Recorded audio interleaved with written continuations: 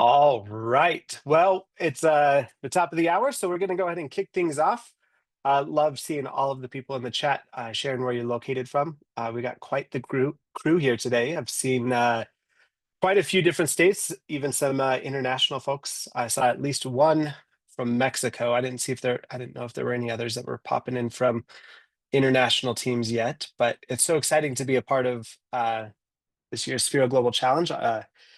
I've got a couple people who are here to help moderate and to help answer questions. So I'm going to introduce Todd real fast, let him unmute and just introduce himself. Hello, thanks everyone for being here. I always really enjoy this webinar because it's I think it is the first time we get a chance to see coaches who are working with students on this year's theme and this year's mission objectives. I am the Director of Education Content at Sphero, so part of the team that put together the missions. So if you have any questions about any of the rules or resources we provide, please pass them on. Awesome. Thanks, Todd. And I'll introduce myself. A lot of you have probably heard my name at least through email, potentially maybe on the Facebook group. But I am Nate. I am the product manager that oversees the Sphero Global Challenge here at Sphero. I'm excited to kick off this new season with you all and to share some big overviews of what we're looking at this year. As was kind of going in the chat, this year's theme of outdoor adventures is pretty awesome. I'm from Colorado, so going outdoors is definitely something that everyone in Colorado loves to do, whether it's hiking 14ers or going camping. All of these things just kind of inspire what we put into these challenges. So Todd, myself, and some of our content team, we spent a lot of time building out these mission objectives, and we really took inspiration from state parks and national parks and being out in the wild. And so hopefully you all feel a little inspired to go out and do some adventure before it gets too cold with autumn and winter around the corner. I wanted to share this. This is from the beginning of the Sphero Global Challenge. We're in now season 6. So this is our 6th year doing the Sphero Global Challenge. We've had over 1,500 teams who have signed up. This is just a map of where all of those teams have been located. So when we talk about it being a global challenge, we do really pull some interest from the international markets. So this is really cool to see kind of where everything's located.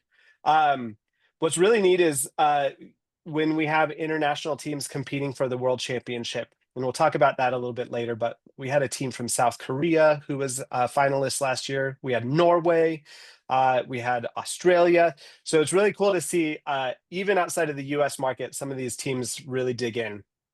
There's a really fun example. We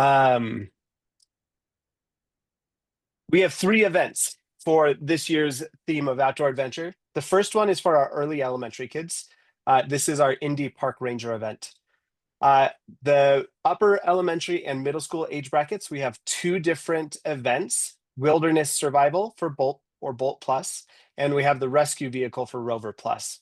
Now, we'll talk a little bit about what each of these events look like here shortly, but that's kind of how everything's segmented. Hopefully, you've got some of these products that you're able to utilize and get involved with. So when you sign up as a coach, when you go to the Sphero.com website and you sign up or purchase a registration, what do you get? So first and foremost, the most important thing is you get a coaching guide.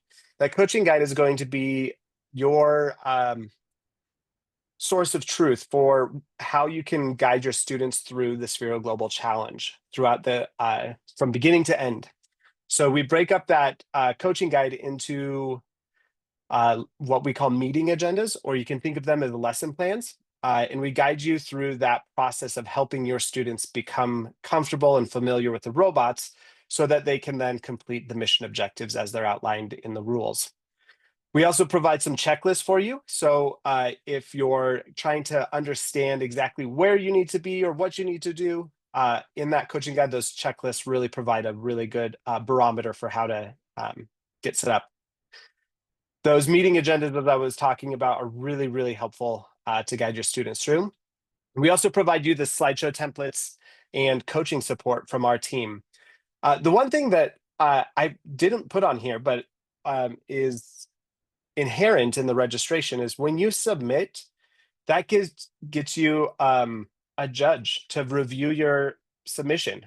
And that means your students are then given an authentic audience, someone outside of their teacher or outside of their parents or even outside of their school to evaluate their work and give them feedback. So this is a really cool way for them to dig into that. You'll see on the right-hand side, we have screenshots here of our rules document. The rules document is available to anyone. You can find the rules document on the Sphero Global Challenge landing page, or you can find it under the resources when you sign into the Sphero Global Challenge registration platform. But one of the things I want to highlight about the rules document is that rules document is really the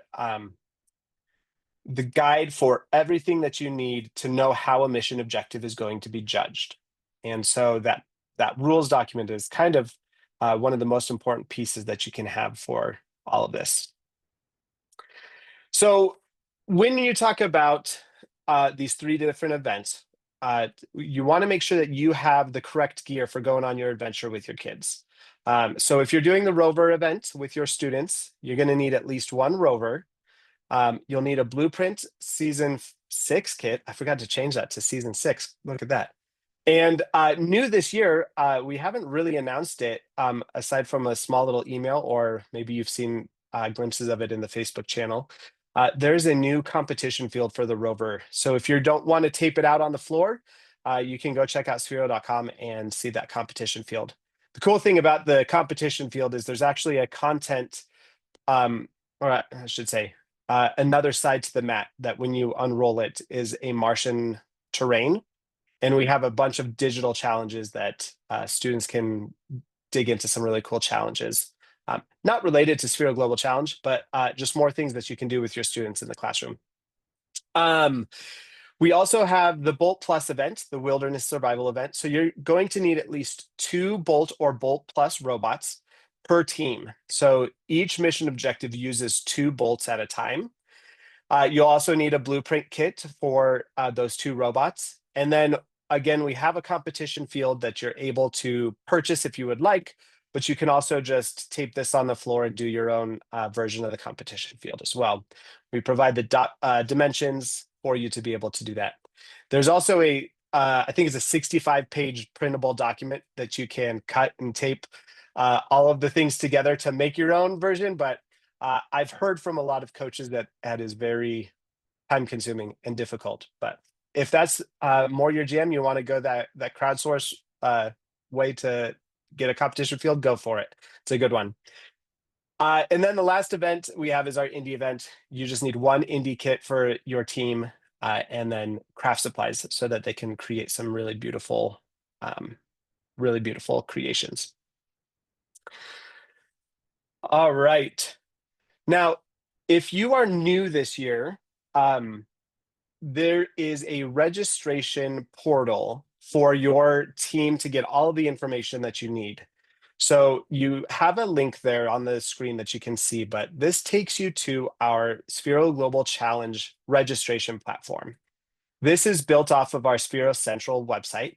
So if you have a Sphero Central account where you find resources and lessons for your kids in the classroom, this is just a side page of that same platform. But when you make a purchase and you get an email, it's going to give you a bunch of license keys or a license key for however many registrations you purchased. Those license keys are what you go to redeem on that registration portal. So if you've gotten an email with a random license key for Sphero Global Challenge, you're going to sign into that Sphero Central account, click on competitions, and there's a yellow button that tells you to redeem that competition code. And once you type in that competition code here and hit submit, you will see your list of teams below you. And so you can see here in my screenshot, I've got 2 teams listed. One is an early elementary team, and they're doing the indie event. And then I have an upper elementary team here, and they're doing the Rover event. You'll see a blue button for you to be able to download those materials. Now, the last thing I'm going to highlight, and maybe I might even real quick, I'm going to call a little bit of an audible, and I'm going to go into that portal to show you how you go through and register your team. So you can see down here on the lower left-hand corner where I've got my 2 teams. I have not started my registration for season 6 on my indie team. So when I click start registration, it's going to ask me what my team name is. And then let's come up with a really fun name or something. And my team roster, I'm going to just add my students. And let's do Franklin D. All right. And so now I can add up to 5 students. And then the last thing that you can select in this registration portal is to decide if you're going to compete remote and virtually, or if you're going to attend an in-person competition. If you want to attend an in-person competition, there's a list of the available ones here. And I'll talk about this here in a few minutes too. But if you know you're going to just do something remote and virtual, you can just click virtual competition, and down the line, you'll be able to upload your materials later. So that's what that looks like.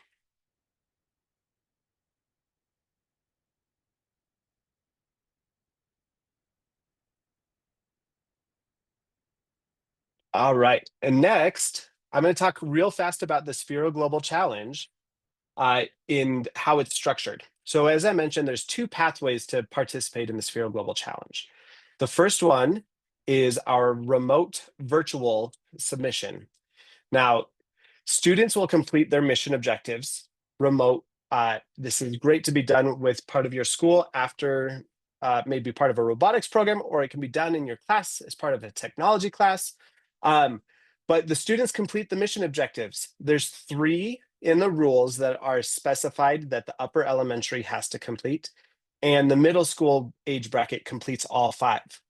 You film your mission objectives, and then you have your students create a slide deck or presentation to showcase their work.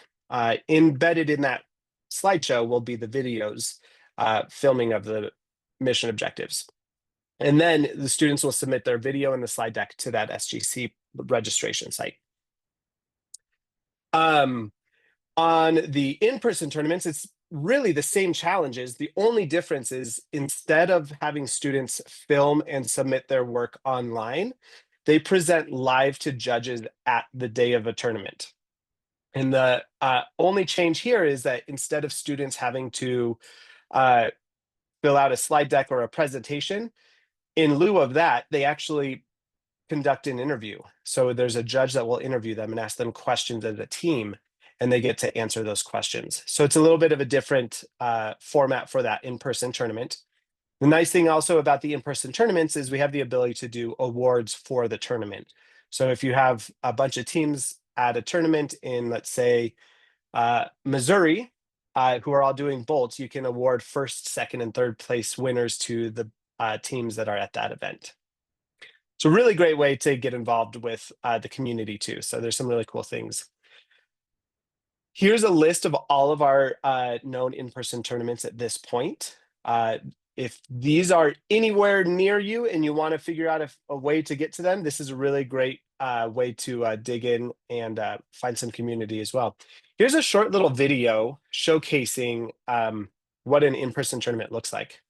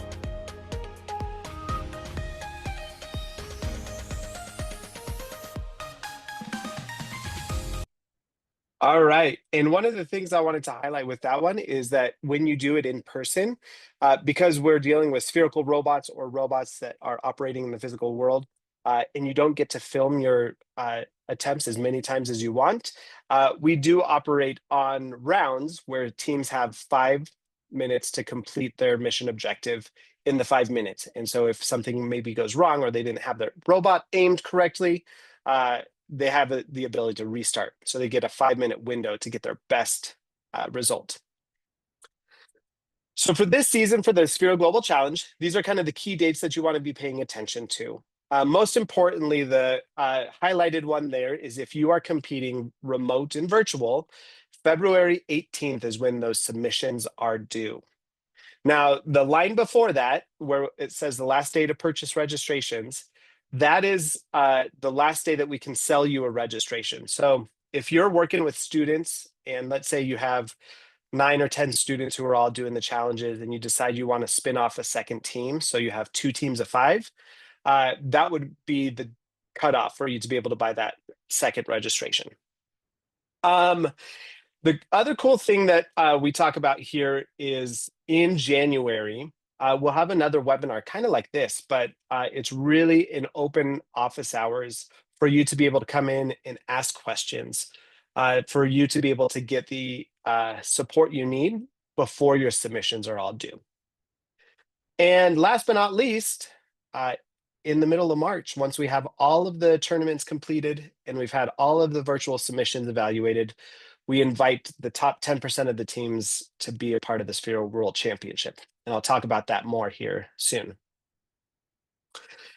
Before we dig into where we're all going, I like to give a quick overview of each of the mission objectives for each of the events. Now, if you are here to get a little bit more detail on that, this is just the perfect time for you to kind of plug in and pay attention. Maybe there's a little bit of confusion. We always start with Indy, our early elementary. This is the easiest and shortest of the overviews. But I do want to tell you that we have made a slight modification to our Indy Park Ranger rules to try and make it a little bit clearer and more understandable about what is expected of you. So let's just real quick go through what the first mission objective looks like. So in the first mission objective, the students are going to create a map for Indy that has 3 parks as part of it. The map should be roughly around 5 foot by 5 foot, or it could be bigger, but minimum size is about 5 foot by 5 foot. And you want to be able to research and record 2 facts about each park. Now, that's going to come into play once you create a path for Indy. So you'll create a path for Indy that has at least 10 tiles. And the last section of tiles will be the park, which will be the part of mission objective number 2. Now, as Indy is going through the 10 tiles, you want the kids to be able to narrate the facts about the park as Indy is driving through the park. So it's kind of like acting like a tour guide, so to speak. Mission objective number 2 is you take that final park from the first mission objective and you create a model of the park that showcases at least 3 features that make it special. Now, I am showing a picture here from one of our videos in the Sphero World Championship last year. This team went way above and beyond on what their Jurassic journey looked like last year, but you can get a sense of how creative your kids can be when you give them the space to build some stuff out. So thinking about those craft supplies and what kind of time you want to provide for them on that second mission objective.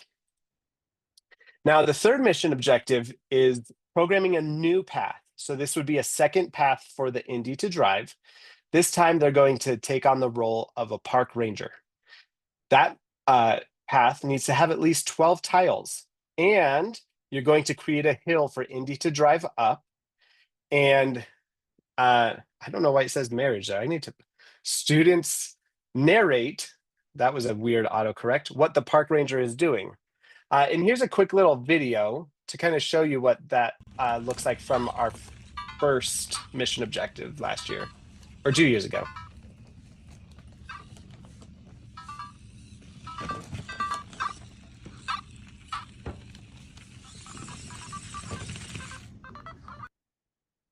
So just a fun way for kids to really build a cool environment for their robot to navigate around in. Now, Todd, do you have any questions or anything you want to clarify on that one? Well, just yeah, as I was watching that video, and it seems like we're mixing paths within the Indy, but then we're also asking students to narrate or talk about facts. So like sometimes Indy drives pretty quickly, and that whole timing of narrating what's going on or the facts that they're supposed to research and share with the program. What are your ideas for doing those at the same Yeah, time? that's a good question. So you could do it a few different ways. The bigger the competition field that you create or the map that you create for Indy provides a little bit more time for kids to narrate. Part of this comes down to preparation too, in having kids ready to talk about what Indy is doing during the course of the path that's running. And then the last thing that I'll add is some teams in the past have tried to also manipulate the timing of the video a little bit to provide space for narration. So let's say they'll start Indy on the path and they'll pause the video while the student says something, and then they'll restart the video for it to finish its path. So there's a couple different ways you can go about it, especially with that remote option where you're filming it. It's a good question. And Ashley, I saw your question. Was that a video of Indy on a bolt mat? That was actually just a homemade mat that team had made. They just took some butcher paper and made the grid themselves. But Indy does have a code mat that you can also buy. And we've got some other things in the work for Indy as well. I'm going to see if there are any questions that pop up about Indy before I move on. One more in there, Nate. Will the students do all three objectives during the in-person events? Yeah, so with Indy, they'll complete all three mission objectives for the in-person events. So they will have to set up their mat or their field at the beginning of the day for their run or their round. The nice thing about Indy as part of those in-person tournaments is you can get kids in and out of that event pretty fast, because once they're set up, you just do all three mission objectives at the same time. There's no need to try and separate those out.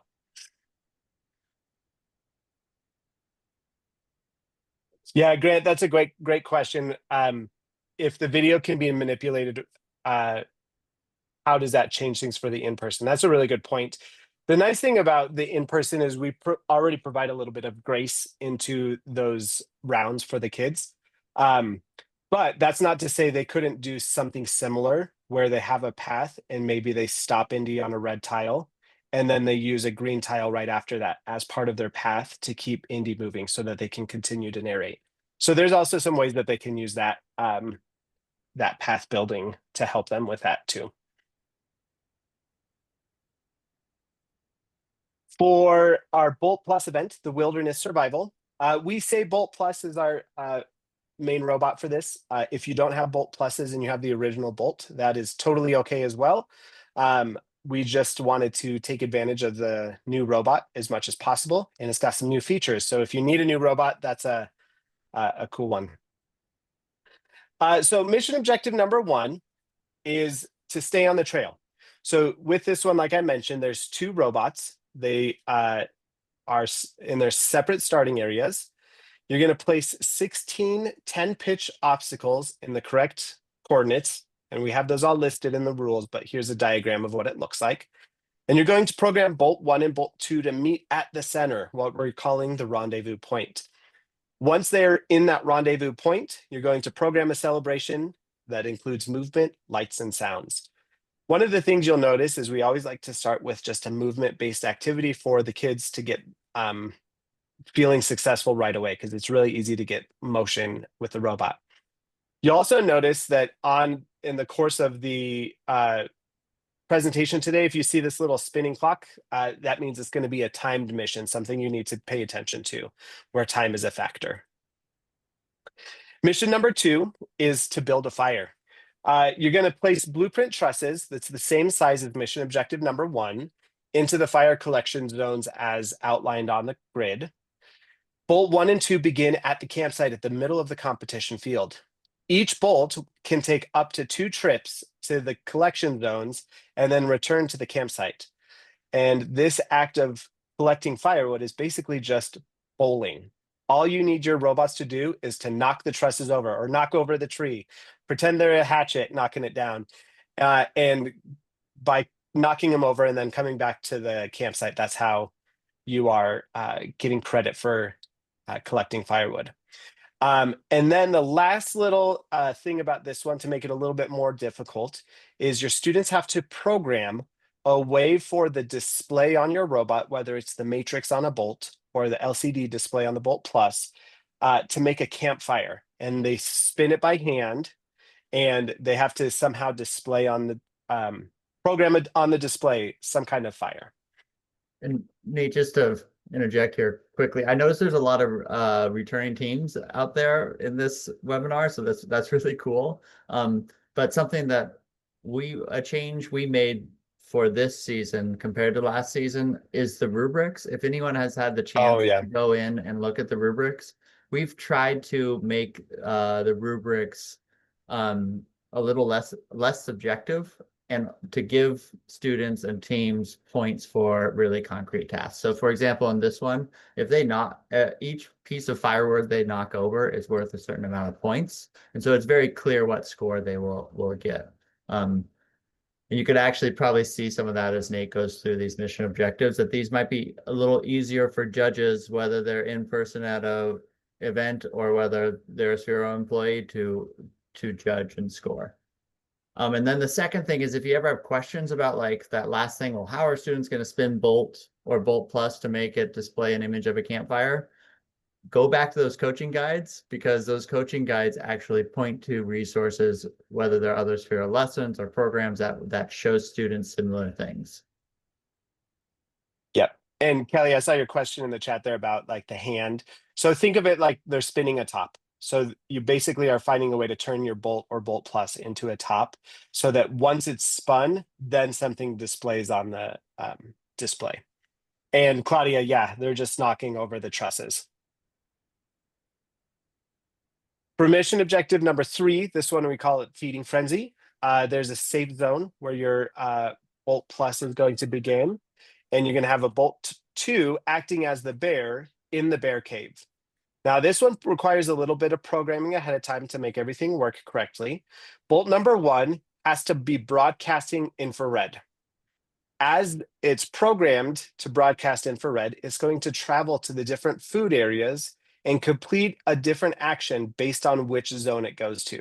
The rules specify what needs to be done if it's on the bug zone or if it's on the fish zone. After it has done that action, it displays the total number of points it has earned.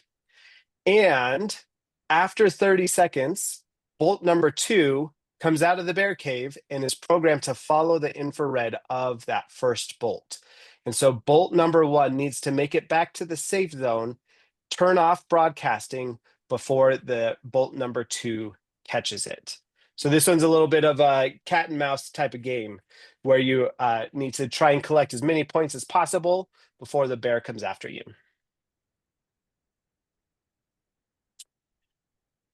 Mission objective number 4. This one is going to be a really fun one to see how kids engineer and build things. This is going to be a lot of fun to see. So the first thing is they're going to engineer a shelter. They're going to use blueprint parts from that SGC kit, as well as any other craft supplies that they can think of. Their shelter needs to fit inside that green zone we're calling the shelter zone. Both robots will need to fit inside of your shelter. And you need to find a way to make a door for the robots to shut after they're inside the shelter. I'm going to show you a video here in a minute to kind of give you some ideas. And then the last part of that shelter is it has to have a window so that you can see on the inside. Program bolt 1 and bolt 2 to travel to the river and back to the shelter zone up to 3 times.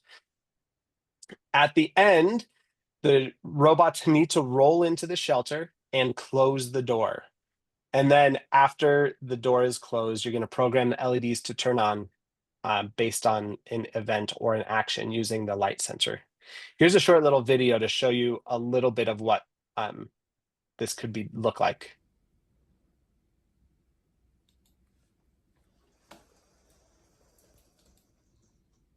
As this is rolling, I'm just going to highlight these were our versions of testing it. So we don't have everything laid out perfectly on the mat, but this is to prove a point that these are all doable and can be done.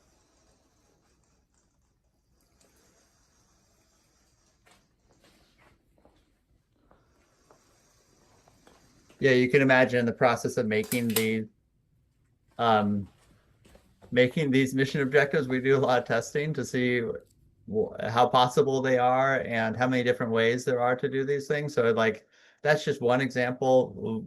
There are many ways to make a shelter that with a automatic closing door. There's many ways to get back and forth to the river. So hopefully that and I believe also in the coaching guides that we have examples of that. But if you ever want to reach out to Nate or myself and like, we're really struggling on this one, our team can support you with some resources. Totally. Absolutely. And the last objective is the mission objective 5, rescue time. So this one is building a rescue marker for your robots to climb up. So this is going to be made again from the SGC kit for Blueprint, as well as other craft supplies. This is going to fit in that zone, and it needs to be at least 2 pitches high. So that's kind of, it's about 50 millimeters high. And you're going to have a ramp so the bolts can climb to the top of that rescue marker. Bolt 1 and 2 begin in the starting area and have to travel all the way around the marker zone. And then they need to climb the rescue marker. There will be a rescue function that they need to execute, and all of that needs to be completed in less than 90 seconds. Here's a quick little video to show you what that looks like.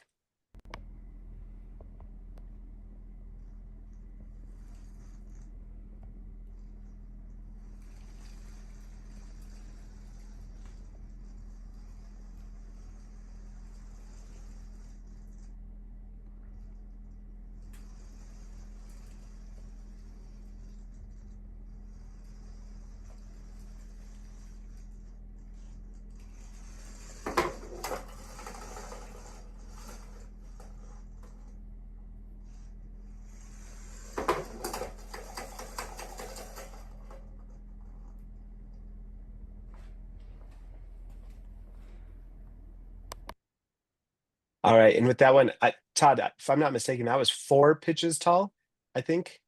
Uh, yes. So the ramp, it can do a good job if your students plan everything out correctly.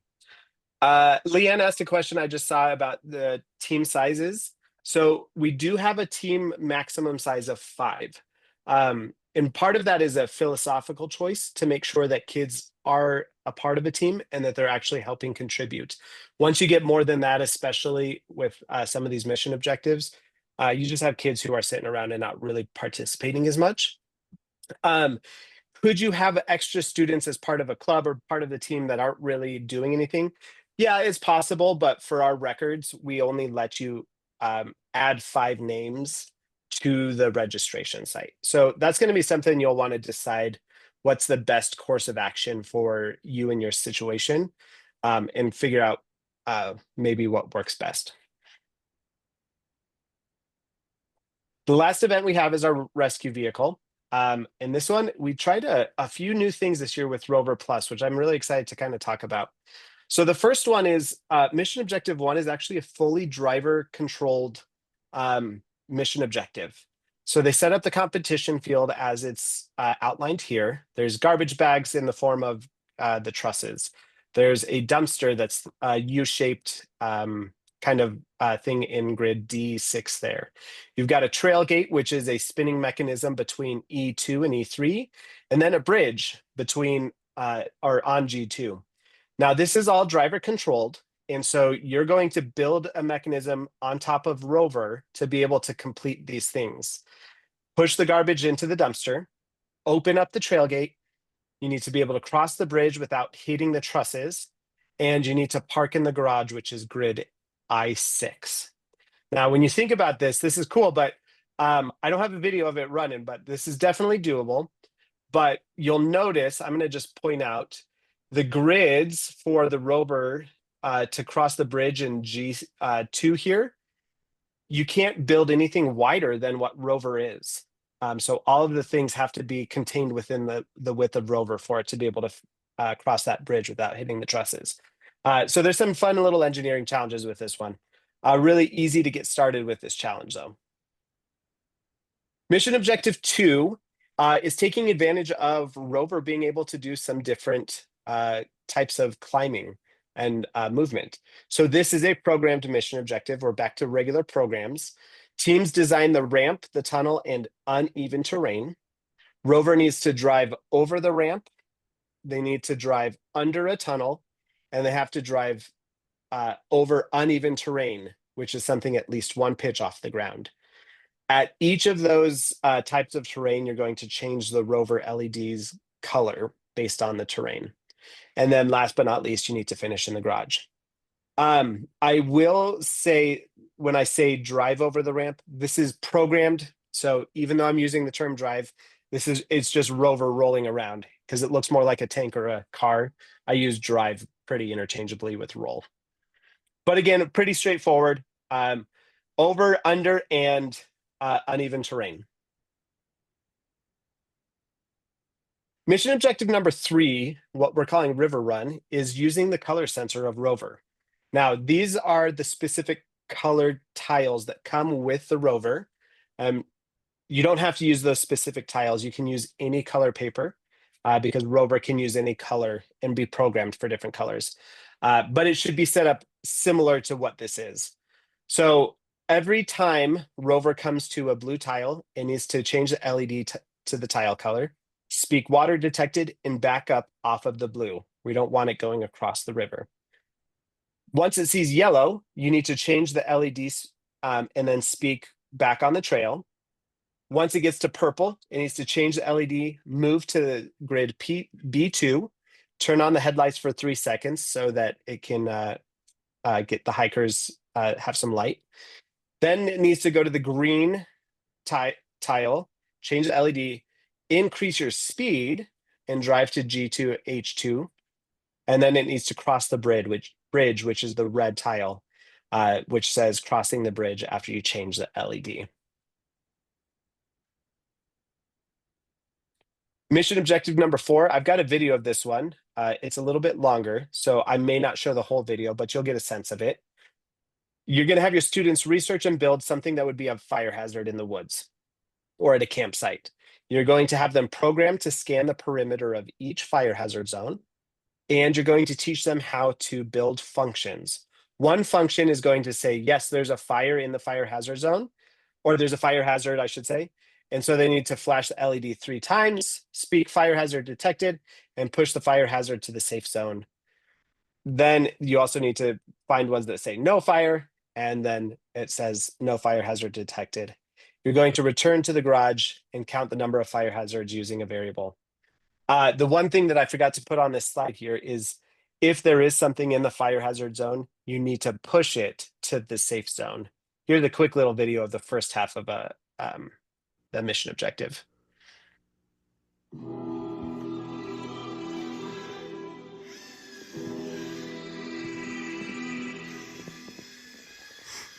Starting fire hazard check.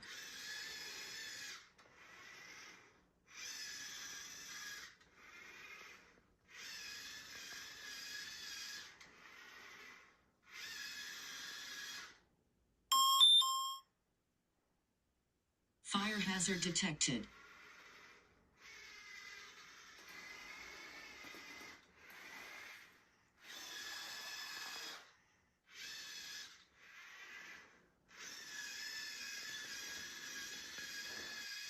Starting fire hazard check.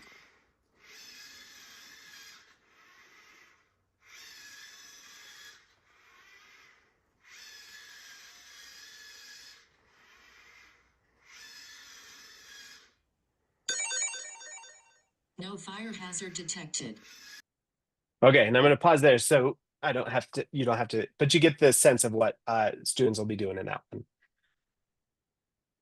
And then the last mission objective is the forest cleanup. So there's 3 different types of trees to build using the blueprint pieces. You're going to place the trees in the correct zone as outlined in the rules on the grid. You'll engineer a blueprint topper to knock over the trees and push them into the debris zone. You can only do one type of tree at a time, and each type of tree gets you points in that debris zone. And then you need to end in the garage. And this is a timed mission, so all of this has to be completed in 40 seconds. So what is it all for, and how does it all play out? So we try to evaluate all of the virtual submissions from February 18th to March 16th. We take all of our content and all of our product team, we all review all of the submissions, and we give them a score. And based on the average judging score, we rank order all of them based on age bracket and based on their overall score. So if your teams fall within that top 10% of the scores, you get invited to our Sphero World Championship. This year, that's going to take place from April 27th to May 7th. It's 2 weeks. But you'll notice that March 17th, I believe, was the date that we send out invitations. So teams get a month, or just slightly over a month, to prepare new Sphero World Championship challenges. So you're going to get a new challenge to complete with your team. And then instead of submitting a video and a slide deck, you're going to present one-on-one with a judging panel of our team at Sphero. We also like to send finalist award packages. So if you're in that group that gets awarded, we'll collect your shipping information and send a finalist award package. I will say the Sphero World Championship, I can speak for Todd and anyone on our team. These are some of the best 2 weeks that we have at our job, because we get to hear from the students and get to hear how much fun they had doing all the challenges. Yeah, just to add on to that, it's like not just people like Nate and myself who are actively involved in judging the World Championship. So we'll have engineers that develop these Sphero robots, or people from all over the organization. And it's just like a really fun time to see kids getting a lot out of what they're doing with our robots. So it's a lot of fun. Yeah, I mean, we even have our CEO jump in on them in our executive team. Like, everyone goes all hands on to be able to judge these. So just a few coaching tips to kind of close things off here. And then if there are any outstanding questions, feel free to drop them either in the FAQ section or the Q&A section or in the chat. Just some coaching tips. So planning, preparation, and timing. So the coaching guides provide a little bit of a guideline for how many meetings should you have with your kids. And it's really dependent on your own situation and your own setting. But we try to give you some guidelines. Like, if your kids have programmed with Sphero robots before, you don't need to do as much groundwork on programming the robots to move because they already have that down. But if they need to learn a little bit more about how sensors work, maybe some of those meeting agendas that are learning sessions about how sensors work are really helpful. So just familiarize yourself with that guide. The rules, what do they say and what do they not say? There's always, I don't want to say cheating. There's always ways to say the rules don't say I can't do X, Y, and Z. So we try to be very specific about what is not allowed, but sometimes we miss it. And so pay attention to what the rules say or don't say. And then the rubrics are your friend. So we changed the rubrics, like Todd was mentioning earlier this year, to make them more specific about what needs to get done for each mission objective and what point value is associated with each part of that mission objective. Setting up team roles is really valuable. We have a whole section in the coaching guide about setting up team roles. So having a mission manager, having a lead programmer or a debugger, maybe even having someone whose specialty is the creative elements and they're building with the engineer and making an environment that's really cool. Team roles really, really help divvy up that work and keep kids focused and on task. Try to build excitement. We have so many teams that end up making team t-shirts or jerseys to be able to do things. It's just a fun way to connect kids and to provide a little bit of pride in what they're doing as well. If you need help, reach out. There's an email specifically that goes to our game design committee. It's competitions@sphero.com. More than happy to answer any questions that come through. We also have a Facebook group, and we'll put the link to the Facebook group here in the chat for anyone who wants to join. But you can jump into the Facebook chat and or the group and ask questions there and see what other coaches are doing as well. If you're attending an in-person event, you're doing one of the live tournaments, here's a few coaching tips for you. Prepare your kids like they're doing the mission objectives live. So after they've completed a mission objective, set up some time for them to have a 5-minute window to practice their mission objectives like it's a live round. So if they need to reset in that 5 minutes, teach them what they need to be paying attention to as they reset. Again, the checklist, there's a checklist in the coaching guide for preparing for an in-person tournament. So that's really helpful. I took this picture when I was in Miami last year. There is, it's maybe you can't see it very clearly, but there's a section in this document that's highlighted in different colors for the kids to pay attention to where they need to put things on the field and what they need to pay attention to when they're doing the field setup. So having a mission setup binder or a folder that has all of the missions set up for them so they know when it's their turn what they need to do to set it up. It's really helpful. Keep an eye out for emails from either myself or the host site about staying informed about what's going to happen at the in-person competitions regarding timing or like weather delays or anything like that. Just be on the lookout for that.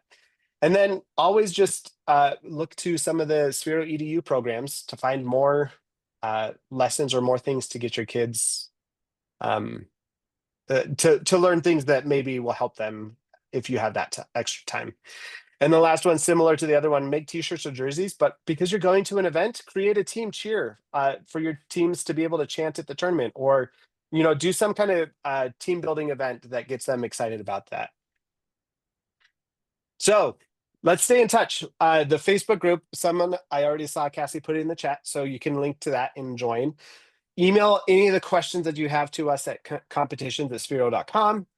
And last but not least, if you're doing things on social media, share with us. So tag @Sphero at I think we're on, I don't know, Instagram and Facebook and X and all those things.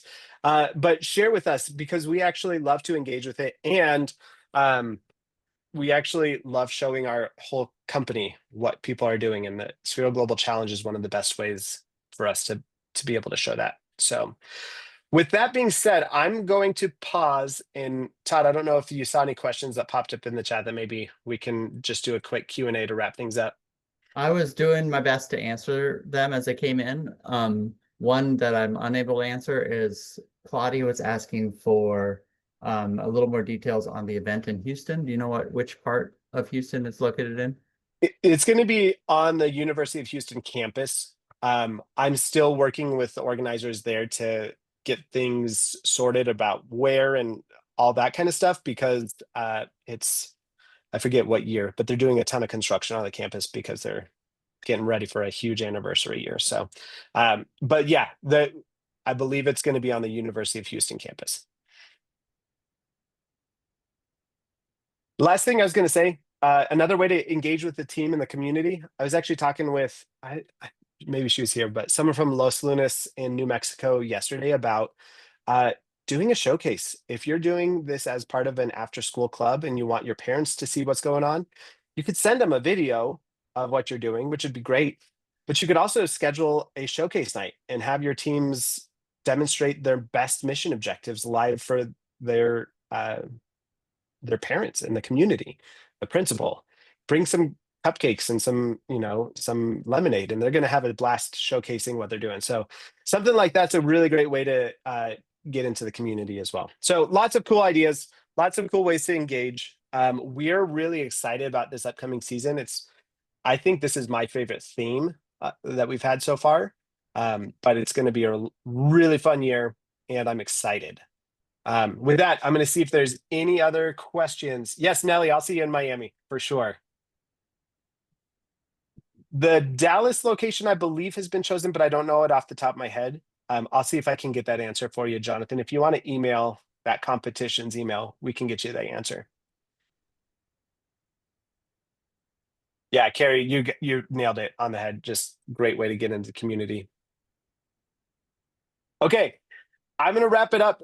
You guys all have a wonderful evening. Thank you for spending time not only listening to me blabber on for a little bit, but thank you for all that you do for your students and for giving them an outlet and a way to become more confident in their programming skills. We're really hoping to see kids flourish and do some amazing things. So thanks for joining us tonight.